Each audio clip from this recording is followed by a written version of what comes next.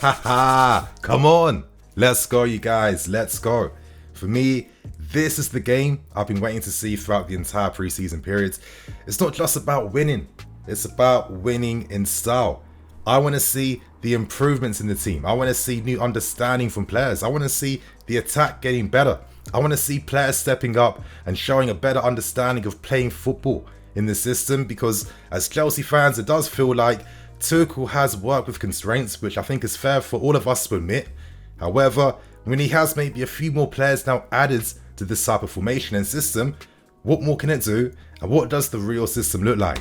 I feel like tonight's game gave us some glimpses, potentially, of how things could be for next season, but most importantly, yeah, for me, it calms all my fears I had for the start of the new season. I was thinking after some of our poor performances in that US tour that there's no time for us to do nothing, and we look way behind where we have to be right now. But this game calmed all those fears, you guys, and tonight we saw goals from N'Golo Kante, we saw goals from Raheem Sterling, and we saw goals from Mason Mount as well too.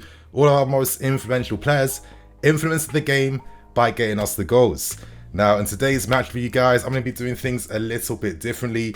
I'm going to be experimenting with the formats for this review style series because I feel like maybe there's more things I can do with that. So right now, I want to focus on the 5 big key points that dropped in tonight's game. Hope you guys enjoy it. Hope you guys are more optimistic now for the start of the new season. Smash that like button if you're happy to see a Chelsea win. Let's get 3k likes. And without wasting any more time, I think we have to start things off by discussing the lineup we saw tonight. Now, this was a pretty interesting team. The context and information that we need to know is that there is going to be a game tomorrow at 10 AM. I think the game is going to be on the 5th Stand app as well too. So make sure you guys are up and early, are ready to watch that game, are ready for the review when it drops as well too. But knowing that the Premier League is literally coming back next Saturday, we haven't seen the consistent first team lineup this preseason yet. But in tonight's game, I feel like this will be the lineup that we see starting in the Premier League. We saw experience at the back with Azpi, Silva and Koulibaly, like one of the oldest offenders, I bet, in the Premier League. Up front, we saw our new look attack, and I'm going to focus a lot of time breaking this attack down in this review, you guys, especially talking about false 9 Raheem Sterling. Wow, some exciting, tantalizing things for next season, yeah, but that front three tonight with their fluidity and knowing the fact that with more understanding of each other's game, special things potentially could happen, because there's one key thing with that front three: all of their movement in behind, how they operate in the spaces, they all complement each other. And I think that these three could build a very great understanding in terms of when to play the right passes, when to take shots, when to do dummies, etc, etc. That can only come from playing more games together. So that was one of the big highlights of tonight's win. I guess the only thing that stood out for me in this current setup was that I felt like maybe not the wing backs were like a little weakness. Now, not Reece James at all. I guess maybe his support in Azpi. There were a few times where I was not clocking that he was making the wrong decisions to like ruin the flowing moves. There was one in particular in that second half from Azpi where, you know, he had to just play a ball quickly straight to Kai Havertz, but instead he gets the ball and then plays it backwards. It made no sense. And I thought Marcus Alonso as well. I felt like if that attack down that left-hand side had someone who could run in behind to get on the end of these balls and these through balls, it could really transform how we attack even more. And it does feel like we need to add more pace in this team. And if we can, hopefully this window can bring some good rewards. Then I think that I can really understand what Tuchel is trying to build at this club. And of course, we saw Kante and Jorginho running things. I'll be focusing on Kante in this review. Jorginho was very nice with his passing today. I feel like from the end of last season, this guy was starting to ball out a little bit with the passes. That assist he made for the second goal, beautiful. And it's nice that he's starting to influence the play a bit more now with his passes in that final third. But regardless, you guys, do you think that this will be the starting lineup of the Premier League season? Comment below, let us all know. And now, we have to talk about one of the stars of tonight. And for me, that was the birth of false 9 Raheem Sterling. Wow. Now, I think we all kind of had an inclination that we would be seeing something like this throughout the season. Many news reports were confirming the fact that Tuchel had spoken to Sterling about using him up front.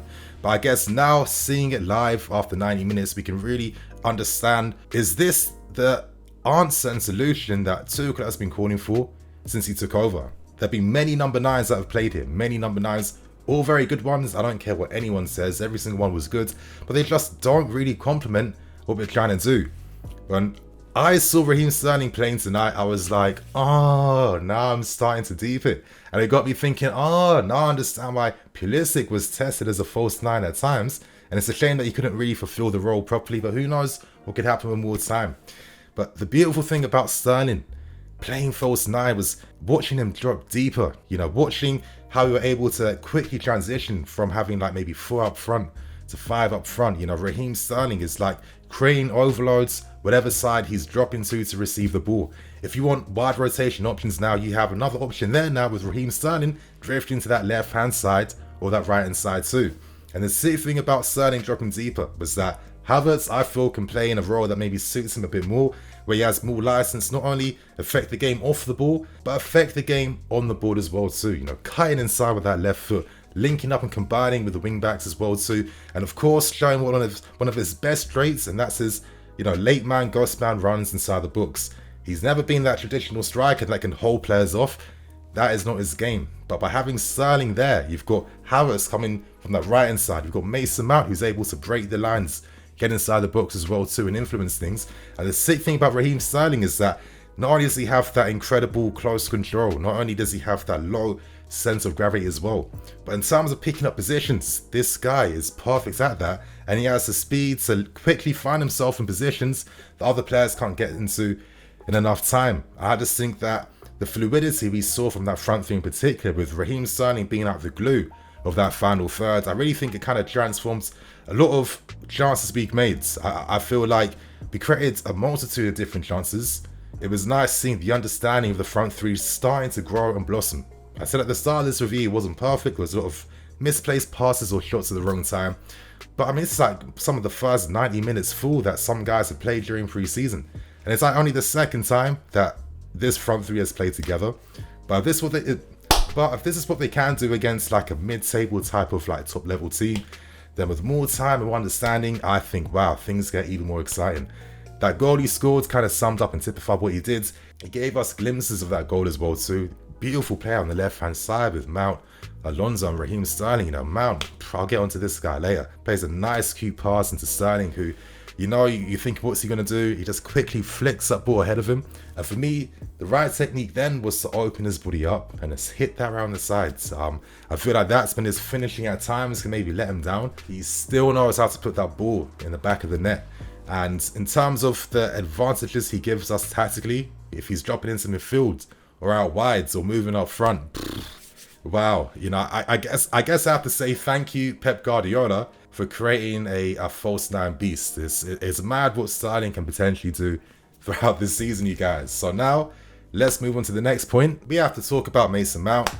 For me, it's this simple. He keeps proving he's one of our most influential players in every game we play. And the thing is, you watch us winning games, and we can't pretend that Mount isn't normally influencing our ability to win these games. I feel like he's one of these players that constantly gets better and better and better. I think he can still improve even more, and actually one area that I'd say that he could improve upon is just slowing down the game a little bit.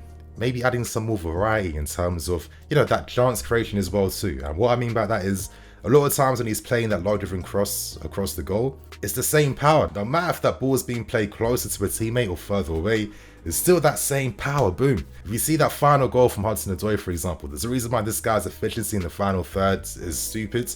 It's because he has that variety in his game. He just cushioning the pass across goal. It makes it easier to find. There was moments where maybe Mount was hitting it a bit too hard and it's just bouncing off of players, and it's just like, put a bit more weight and measurement behind those passes. But again, seeing how Mount improves in every area, I think that that'll be a matter of time. The guy's still very young and he can really go all the way, because this guy lets you play any type of way, because he can play any type of role. I mean, that left-hand side, this is what I liked about the front three too. I've always felt like Mount, when he's able to, receive deep in that left channel, where he has the freedom and options to link up, take shots on goal, move inside the box, switch the play, link up, etc., etc. I feel like with Sterling playing false 9 and Mount on the left hand side, having all that freedom down there to link up, there was a lot of speed behind like our wide rotations and our ability to find our wing backs in behind. And I think he did a lot of great work, especially with that creativity. You know, people just say Mount's about crossing inside the box and free kicks. A game like this today, when he's finding those runners in behind time and time again, you know, always playing the right pass to continue the move as well too, playing them pre-assists. I thought this was a top performance from Mount again, and the intensity he played with was giving me a lot of excitement from what to expect from Mount when the season starts. So let's move on now to the fourth point. I think another guy that stood out today too was Koulibaly. I feel like for me, Koulibaly literally is the perfect replacement for Antonio Rudiger. The same quality is there. I can't sit here right now and tell you who's better. I have to see Koulibaly after an entire season so I can measure him to what Rudiger's done under Thomas Tuchel. But in terms of that composure when it comes to playing out, incredible. I like the little like fake pass he does when like the opponent is pressing him, and he has that bit of skill and finesse to his game that doesn't get spoken about enough. You know, he's looking away, playing that, you know, reverse pass to the wing back, and just that ability to step up into midfields. Now, we can't forget that when Napoli signed him, he was a DM from the Belgian league. Sarri played a big part of moving him deeper. That was an incredible find, to be fair. And Koulibaly's composure, you know, the cross-field passes to find Reece James on the outside. How can we forget that beautifully timed slide tackle as well too?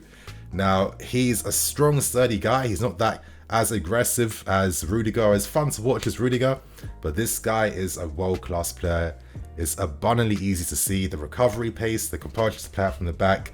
Wow, I think he's going to add big things to this team, and for me, it definitely was a wise and astute signing. So even though we're still waiting for players to come, I think Sterling and Koulibaly are two incredible additions now, seeing how these guys are playing in our system and what they're doing.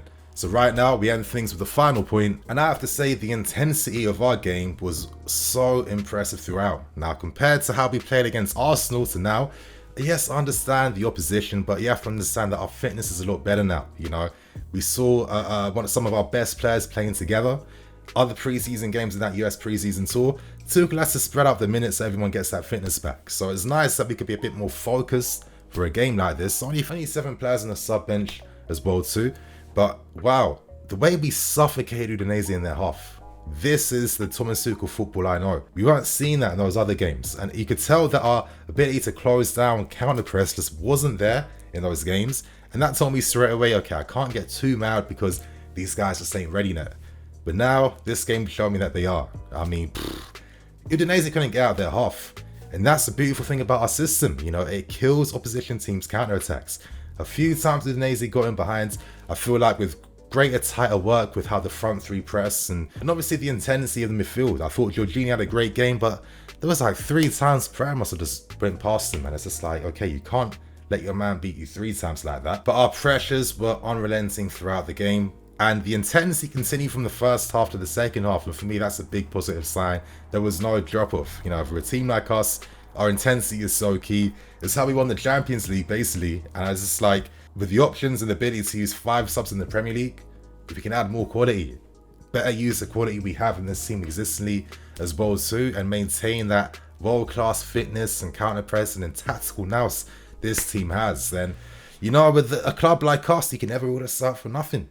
I'm not here to say we're going to win the league, but wow, you know, at least we look like a proper team again. So you guys, they were the 5 things that stood out to me the most throughout this game. Share your 5 key points as well too. And on that note, if you like the format, give a thumbs up, comment. I'm the EFC, this is BlueLionsTV. I'll catch you guys later with some more videos. Cool.